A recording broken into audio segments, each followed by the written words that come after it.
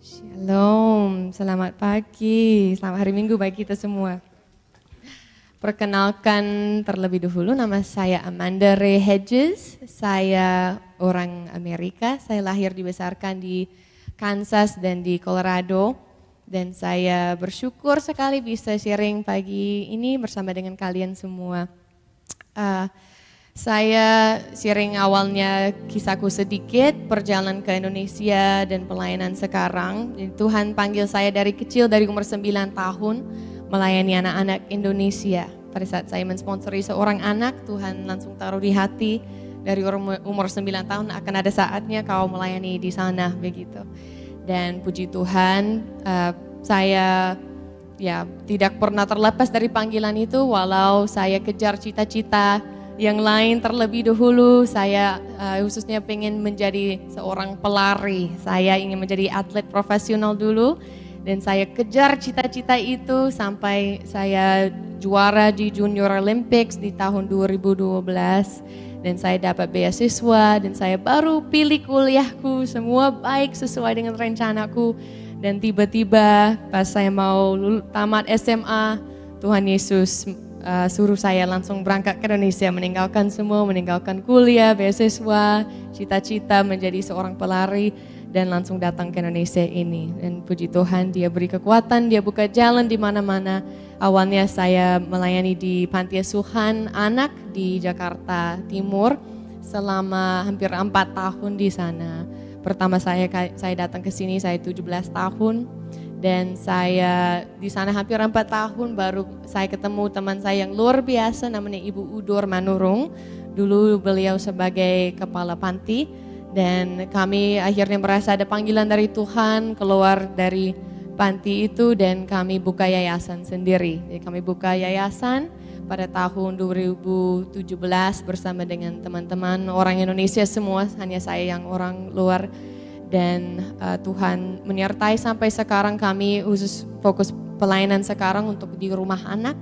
Kami benar-benar berprinsip untuk setiap anak harus mendapat kewajiban ada home. Mereka memiliki suatu home dan figur orang tua dan kami menjaga betul-betul suasana home. Jadi saya besarkan anak-anak seperti anak sendiri dan kami semua di sana ada juga yang staff yang lain bantu mengurus di sana gitu. Dan kami benar-benar berprinsip pokoknya kami tidak terima tamu, kami tidak buat acara seperti itu. Kami benar-benar mau anak dibesarkan dalam suasana home dan kami berharap juga akan ada saatnya semakin panti seperti itu supaya anak-anak tidak merasa mereka di dalam institusi tapi bisa merasakan home. Karena itulah tujuan Tuhan Yesus ciptakan kita semua hidup dalam satu keluarga, satu home.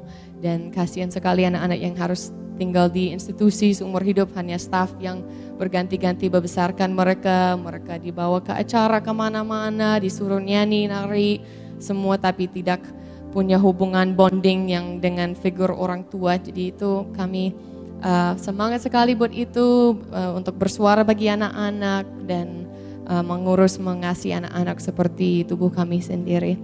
Nah kalau mau dengar lebih detail lagi mengenai kisah kesaksianku boleh dicari di YouTube, ada pernah dibuat wawancara di situ. Tapi kalau untuk pagi hari ini saya rindu menyampaikan pesan yang saya percaya Tuhan taruh di hati untuk pagi hari ini mengenai kesuksesan yang sebenarnya kesuksesan yang ilahi.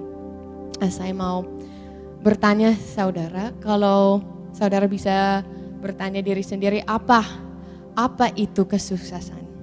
Dan mengapa saya ambil judul seperti itu? Karena dari dulu sering sekali saya dengar, khususnya di Indonesia tapi di Amerika dimanapun orang mengatakan sukses. Dan itu kebawa di gereja juga kita sering mendoakan anak mau jadi orang sukses, kita doa buat diri sendiri mau jadi orang sukses.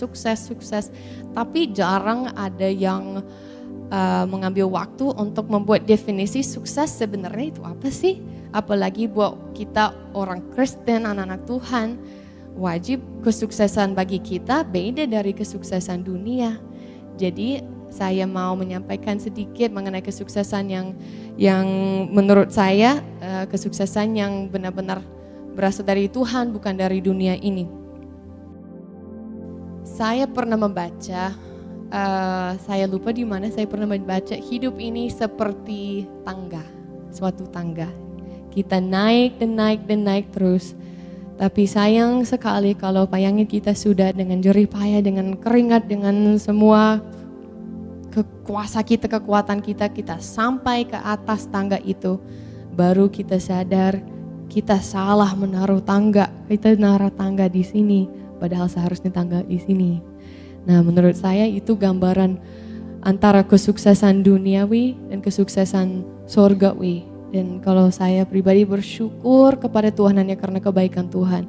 Dia dengan paksanya, walau gak gampang, walau sulit, walau nangis terus, walau saya sampai sekarang masih rindu mamaku, masih perjuangan tinggal di sini.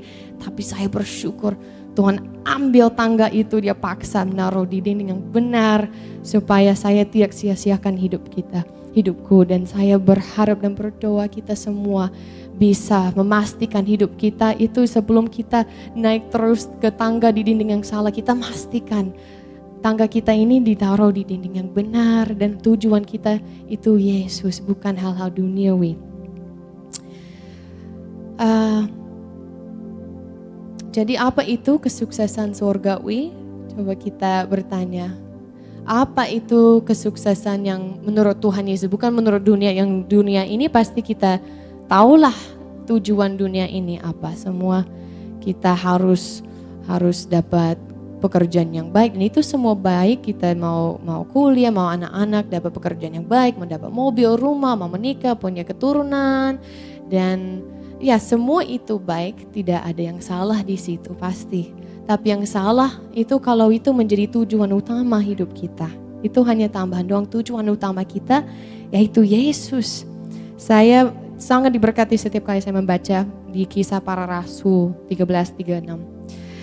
Pada saat Paulus menceritakan Daud melakukan kehendak Allah pada zamannya. Daud melakukan kehendak Allah pada zamannya. Menurut saya itu kesuksesan yang sebenarnya. Dia melakukan kehendak Allah pada zamannya. Dan kita ini saya, kalau saya melihat dunia ini yang begitu gelap, begitu banyak masalah, peperangan, penyakit samar, bencana, dan di rumah anak pun, di yayasan banyak masalah dan tantangan anak-anak, dan kadang bisa merasa aduh Tuhan gak kuat, gak sanggup. Tapi yang selalu buat saya semangat itu, saya teringat Tuhan memilih saya hidup di zaman ini dengan suatu maksud. Dan kita semua, setiap pribadi kita, saudara, dipilih untuk hidup di zaman ini. Bisa saja kita lahir kapan saja, tapi kita hidup di zaman ini, kita lihat zaman akhir ini, dan Tuhan punya tujuan untuk kita, bukan hanya survival doang. Bukan hanya survival doang kita ada di dunia ini, kita ada di Indonesia ini, kita dimanapun kita berada, kita harus thrive. Tuhan mau pakai kita, Tuhan punya rencana yang mau dia genapi, firman-Nya sedang digenapi hari demi hari, dan dia mau pakai kita semua. Tapi sering sekali kita terlalu fokus kepada hanya keinginan pribadi dan bukan apa tujuan Tuhan Yesus, apa Tuhan Yesus mau lakukan dalam kehidupan saya. Bayangin kalau Daud hanya fokus ke dirinya sendiri dan tidak fokus kepada Tuhan Yesus, bagaimana rencana Tuhan tidak digenapi dalam kehidupannya. Nah, begitu pula dengan saudara, dengan saya. Mari kita sama-sama punya tujuan untuk menggenapi rencana Allah dalam kehidupan kita dalam zaman ini. Nah, bagaimana kita mengetahui kehendak Tuhan dalam kehidupan kita, yaitu punya hubungan yang intim sama Tuhan. Kalau anak saya datang kepadaku dan dia datang tiap pagi, oh Mami mau apa dari saya? Mau apa sih Mami, apa kehendak Mami buat aku? Ya saya tersinggung, saya hanya mau kau anakku, saya mau menikmati setiap hari bersama denganmu. Saya tidak mau apapun daripadamu. Tapi kalau saya punya hubungan yang dekat sekali dengan anak dan dia dengan senang hatinya berbuat sesuatu buat maminya, nah itu yang buat saya senang. Begitu pula dengan Tuhan.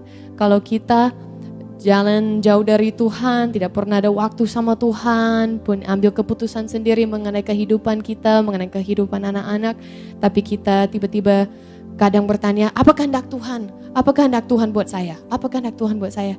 Nah Tuhan sering sekali akan diam karena dia gak mau apapun dari kita. Dia mau kita, dia mau hati kita. Dan itu benar-benar pesan yang paling sering Tuhan harus ingatkan saya secara pribadi. Karena saya saya mandiri sekali, suka berjalan sendiri, suka punya rencana. Dan sering sekali Tuhan harus tarik saya lagi dan bilang, jangan lupa kau ada di sini karena kau mengasihiku, karena hubungan kita itu saja yang paling utama.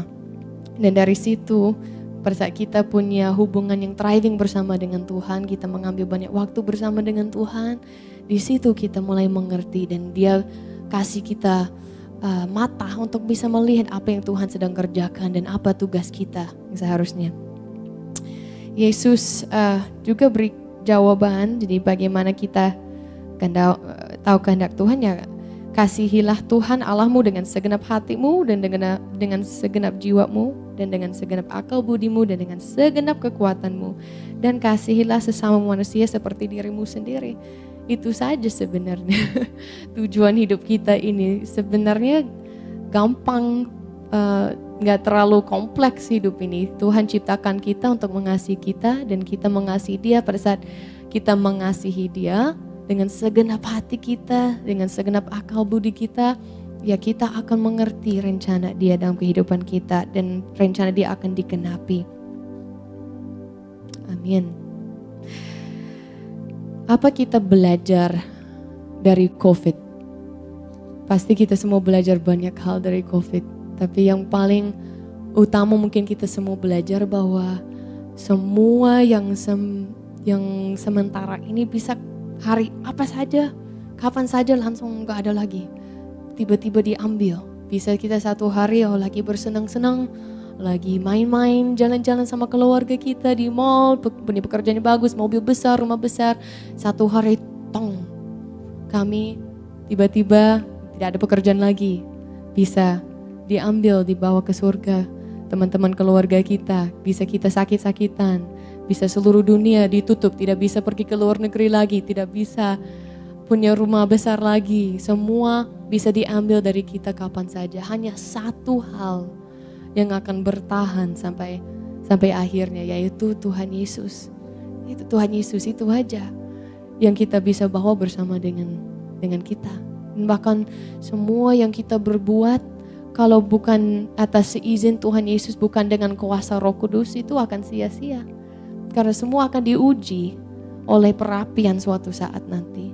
Dan semua yang dibuat tanpa perizinan Tuhan, tanpa kehendak Tuhan, hanya karena kita mau melakukan sesuatu yang hebat. Bahkan sering sekali saya punya niat yang baik, tapi yang baik belum tentu benar.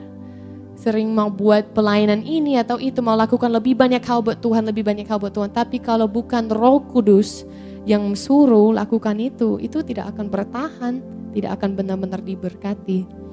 Jadi kita harus fokus banget ke Tuhan dan ingat, ini semua bisa kapan saja diambil, bahkan pelayanan bisa kapan saja diambil. Hanya satu hal yang penting akhirnya, itu hubungan kita pribadi bersama dengan Tuhan. Saya sendiri sudah bolak-balik dalam perjalananku di Indonesia ini. Kembali lagi harus diingatkan terus. Karena saya dulu punya cita-cita, bangun suatu panti asuhan yang seperti biasa, rumah besar, terus mengasuh anak-anak, banyak anak-anak ini di kampung terpencil. Saya tidak betah di kota. Saya punya cita-cita seperti itu. Tapi saya sadar ya, sebenarnya saya nggak benar-benar meninggalkan segalanya. Dia mereka masih saya punya tujuan yang salah, punya tujuan untuk mengenai pelayanan itu, punya tujuan menjadi ibu bagi banyak anak-anak, punya panti asuhan di kampung. Tapi datangnya pas kami buka yayasan, awalnya selama 3 tahun hanya Tuhan percayakan 1 anak saja. Dan itu masih yang gelap sekali bagi saya. Saya lewati padang gurun luar biasa dan bertanya, Tuhan, kenapa bisa pelayananku nggak diberkati dan belum dia cukupkan tanah buat di luar kota ini, kenapa saya tetap di sini hanya 1 anak, buat apa saya meninggalkan mamaku dan semua di mereka kalau hanya 1 anak saja, nggak berkembang pelayanan ini. Tapi disitulah hati saya diuji, disitulah Tuhan ingatkan, saya tidak ada di Indonesia ini untuk anak-anak sebenarnya. Itu tambahan, itu memang pasti akan terjadi. Tapi yang nomor 1 saya datang ke sini untuk Tuhan Yesus karena saya mengasihi dia dan dia suruh saya datang ke sini. Dan saya hanya tinggal ikut rencananya. Dan ternyata rencana dia jauh lebih luar biasa daripada yang saya pikirkan dulu. Ternyata sedang ada gerakan internasional mengubah sistem panti ini. Dan banyak orang mengatakan, banyak organisasi bahkan WHO sendiri berdoa dan berharap akan ada saatnya tidak ada lagi yang namanya panti asuhan. Kita mulai melangkah lebih ke adopsi, ke foster care. Karena itu bukan yang terbaik buat anak. Kita mengambil anak-anak ini yang sudah alami trauma, yang mama bapaknya meninggal, yang terlantar, yang ini. Dan kita menaruh mereka rame-rame di satu panti asuhan. Dan mereka seperti saya bilang tadi tidak dapat bonding dengan orang tua atau apa. Jadi kami harus saya sadar bahwa pada saat saya lepaskan hanya yang saya sendiri mau untuk tujuan kehidupan saya, dan saya lepaskan, saya mundur, saya lepaskan egoku dan lihat, oke, Tuhan, apa yang Engkau sedang lakukan, bukan apa yang Kau mau dari saya pribadi, tapi lupakan saya, apa yang terbaik buat anak-anak ini, apa yang terbaik buat anak-anak ini. Dan Tuhan ya naruh pesan itu, dia mulai memperkenalkan dengan banyak organisasi, banyak orang yang bergerak di bidang itu untuk mengubah sistem panti asuhan ini supaya tidak ada lagi yang korupsi kah, yang trafficking kah, yang itu semua. Jadi ya puji Tuhan, dan untuk itu Tuhan tetap buka jalan ada di Jakarta sampai pas COVID kemarin rumah kami dilelang. Rumah kami dilelang dan kami berdoa terus dan Tuhan buka jalan luar biasa, dan 1 tahun lebih kemudian sudah benar-benar dibayar rumahnya lunas. Luar biasa pekerjaan Tuhan. Iya, amin. Iya. Jadi dalam setiap perjalanan kehidupan ini dan kisahku juga bersama dengan Tuhan ya. Pada saat saya melewati kesulitan, pertama datang ke panti saya merasa gak kuat, ya Tuhan ingatkan, oh tapi Kau ada di sini untuk saya. Pada saat saya melihat hampir semua anak-anak panti itu masih punya orang tua, ya buat apa saya ada di sini, mereka sebenarnya masih punya orang tua, ya tetap saya kembali, tapi Tuhan suruh saya ada di sini. Pada saat rumahnya dilelang, pada saat banyak hal yang terjadi dan bahkan COVID ini tidak bisa kemana-mana selama bertahun-tahun, ya itulah Tuhan ingatkan. Ini kita ada di dunia ini untuk mengasihi Tuhan Yesus dengan segenap hati kita. Amin. Kalau saya sharing kemarin di gereja Advent mengenai doa, dan ada teman saya, dia ikut bersama denganku, dia kasih masukan yang bagus. Dia bilang, Amanda, hati-hati, jangan kadang kau terlalu semangat, jangan seperti memaksa orang harus seperti kau gitu kan, jangan kayak aku gini.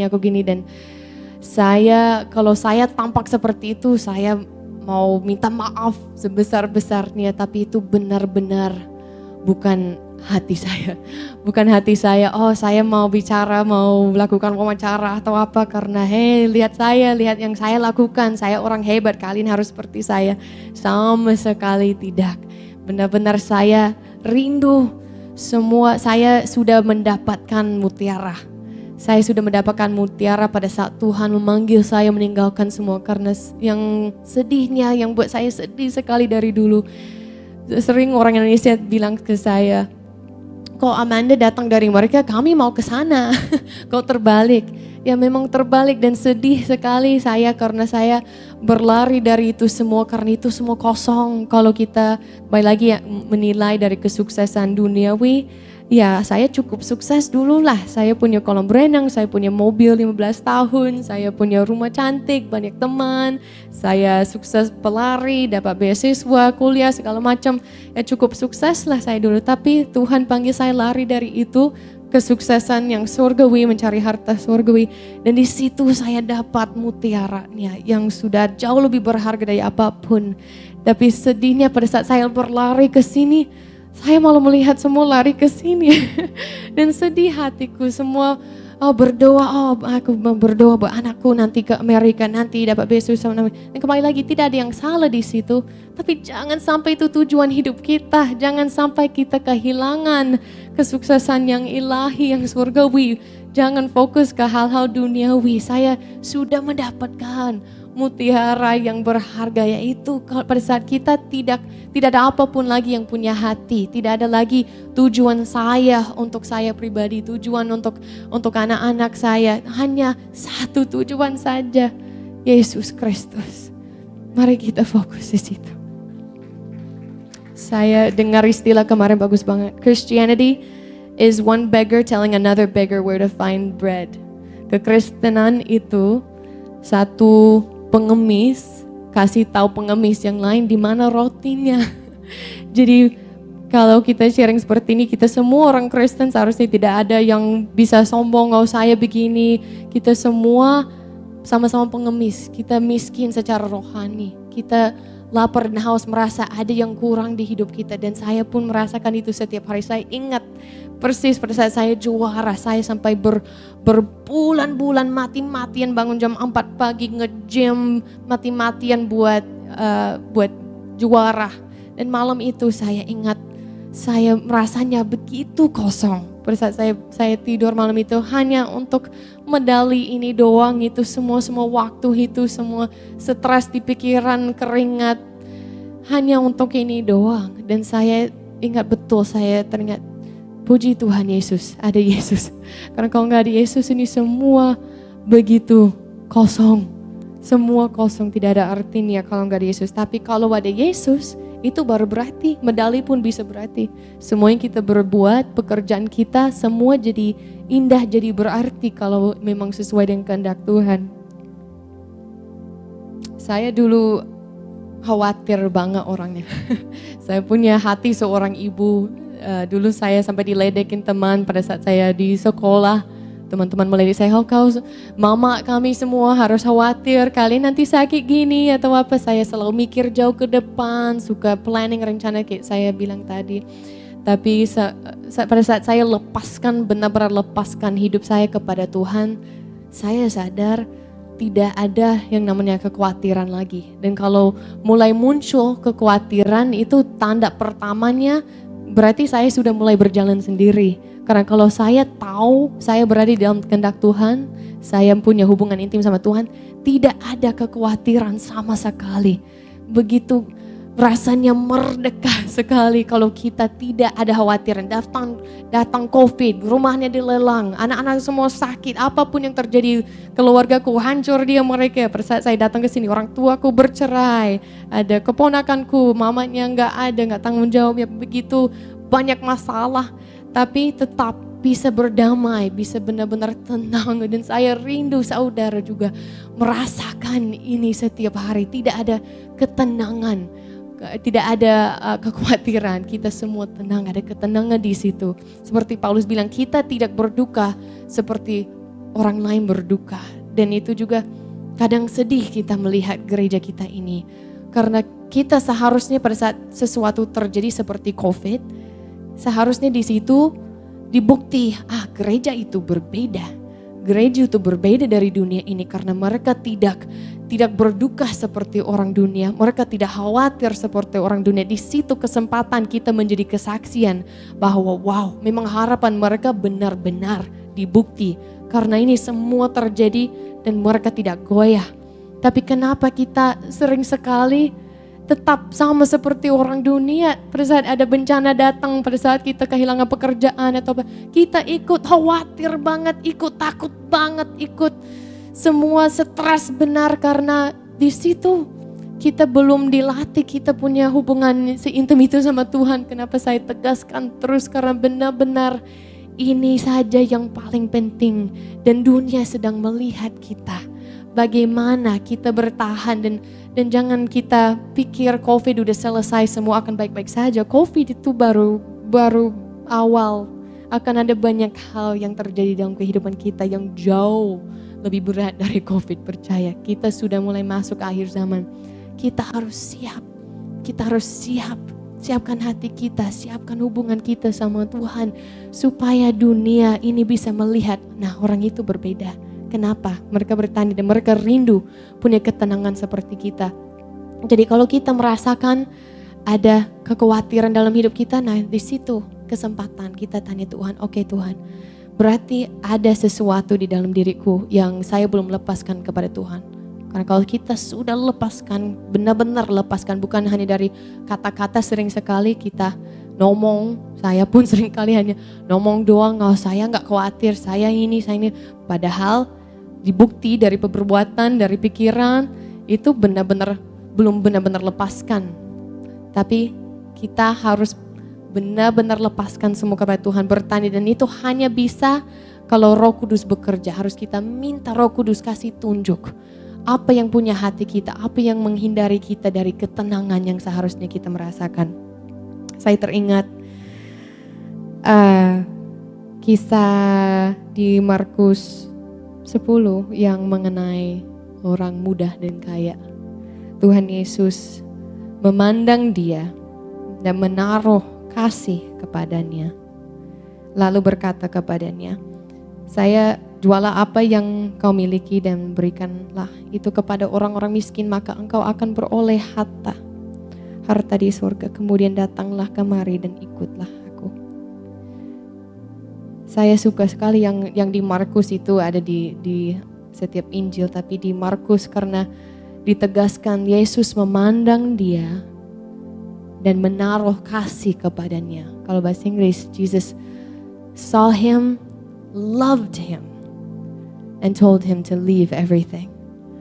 Jadi sering kita merasa Tuhan itu terlalu tegas gitu. Tuhan seperti orang militer. Sering saya dulu pikir Tuhan itu seperti pelatih yang ayo Hedges harus lebih cepat lagi, lari harus gini.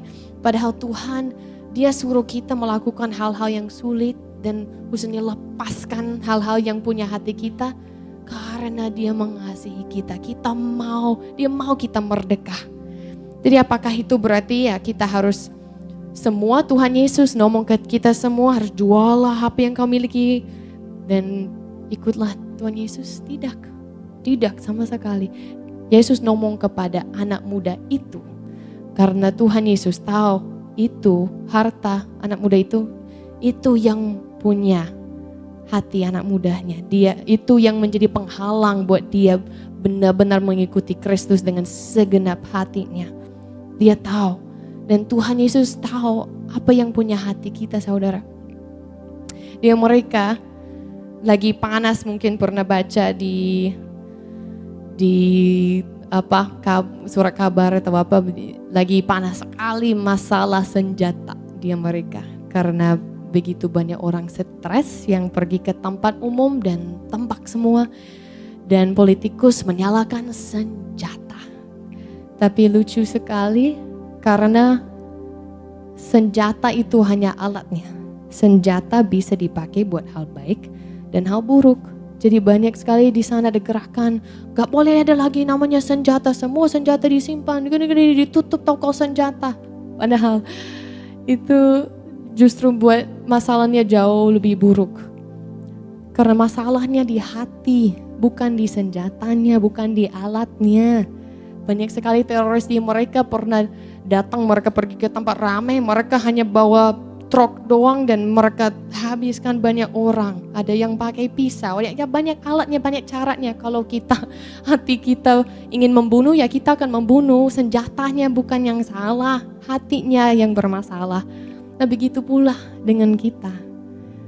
Kita sering sekali, kita orang Kristen harus kasih tunjuk, oh ini yang salah, ini yang salah. Kita terlalu ekstrem sebenarnya.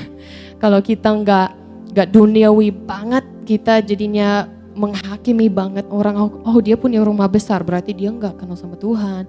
Atau kau harus seperti saya meninggalkan segalanya, meninggalkan kuliah, harus tinggal di panti asuhan. Dan sering sekali, dan saya pribadi paling sering bicarakan teknologi, saya bilang hati-hati dengan teknologi, dan memang ada benarnya kita semua harus hati-hati, tapi sebenarnya itu semua hanya alat saja. Masalahnya di hati, dan kita semua masing-masing punya alat yang masing-masing yang menjadi penghalang buat kita ikuti Yesus dengan seharusnya. Jadi itu kita harus bereskan bersama dengan Tuhan dan bertanya, Tuhan apa itu? Bisa orang kah?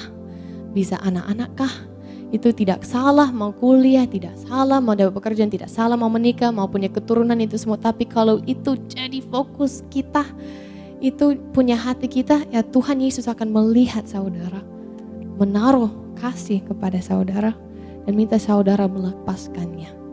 Supaya saudara bisa merdeka, supaya tidak khawatir, supaya tidak sia-siakan hidup saudara. Dan bisa menjadi orang sukses menurut Tuhan Yesus, bukan menurut dunia ini. Amin.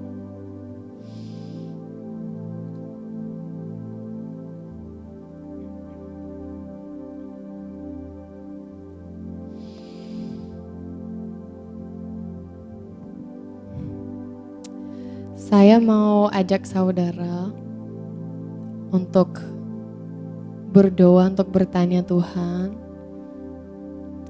apa itu? Mari kita semua sama-sama tutup mata, bertanya Tuhan, apa itu yang punya hati saya?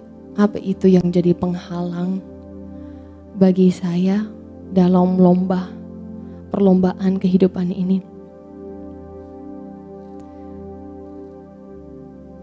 Kita semua seharusnya punya satu tujuan saja di hidup ini. Menggenapi rencana Allah pada zaman ini. Apa menjadi penghalang? Apakah saudara selalu suruh anak-anak, anak cucu, diri sendiri, saya harus menjadi orang sukses. Menurut dunia ini, saya harus fokus kepada ini dan itu. Saya harus dapat pasangan hidup, saya harus dapat keturunan.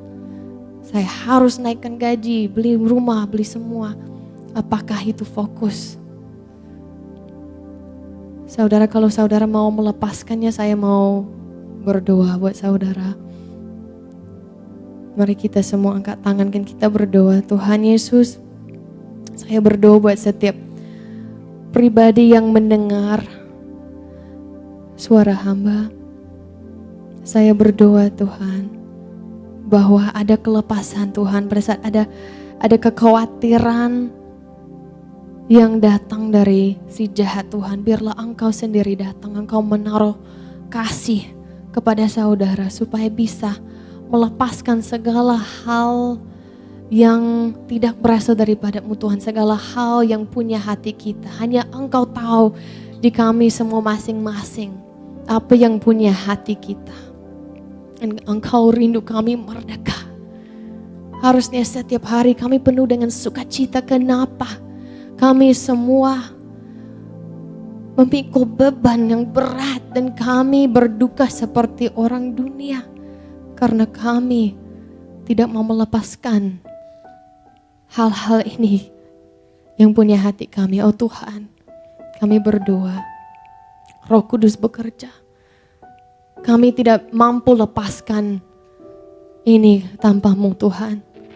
Sama sekali tidak mampu, bisa dari mulut bisa kami beri lepasan, tapi kami tidak bisa dari hati sedalam-dalamnya benar-benar terlepas dari segalanya hanya dengan pekerjaan Roh Kudus-Mu Tuhan. Dan biarlah kami mengasihi-Mu seperti semestinya Tuhan.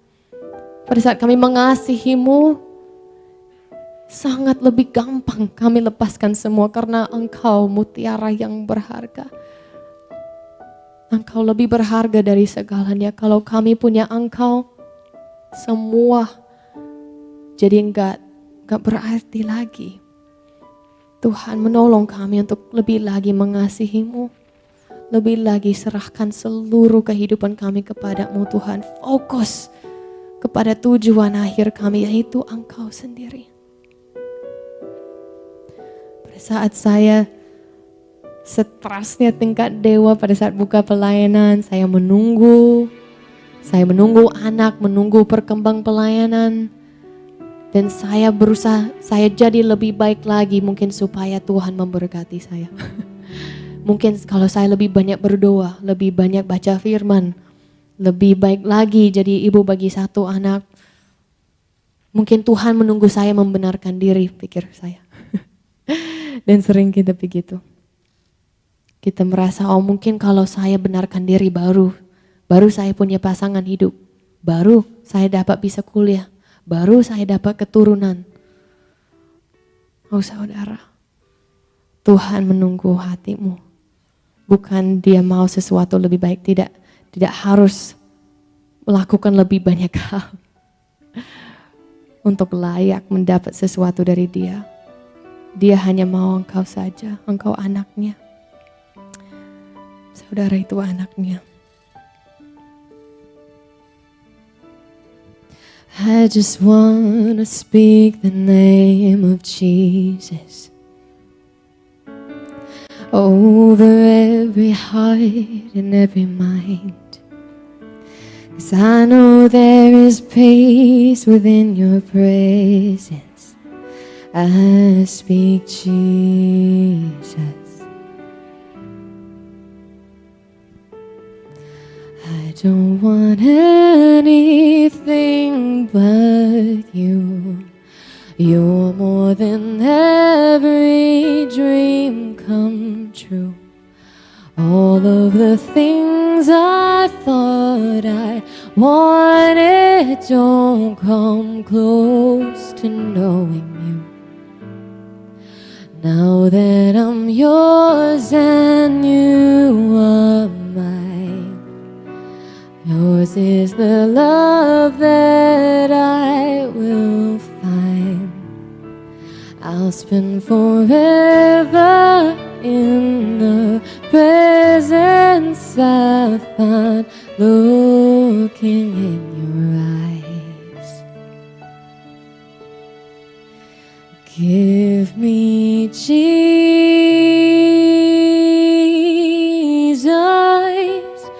give me Jesus.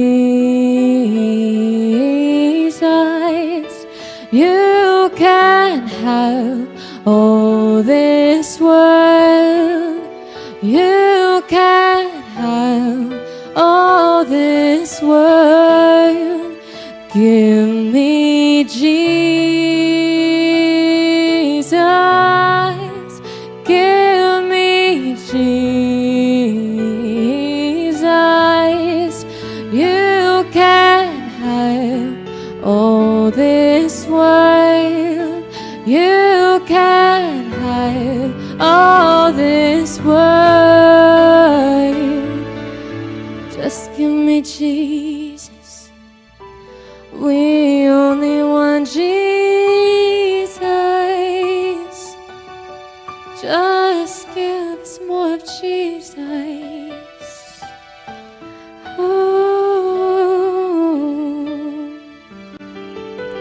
Saudara, apa gunanya seorang memperoleh seluruh dunia tapi ia kehilangan nyawanya?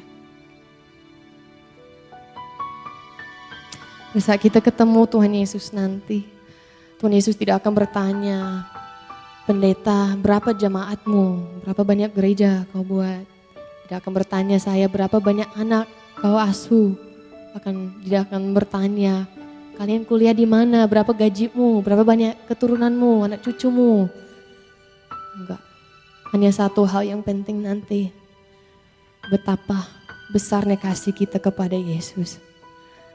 Dan betapa kita serahkan hidup kita kepadanya dan menaruh semua di bawah kakinya dan memenuhi rencananya di dalam kehidupan kita.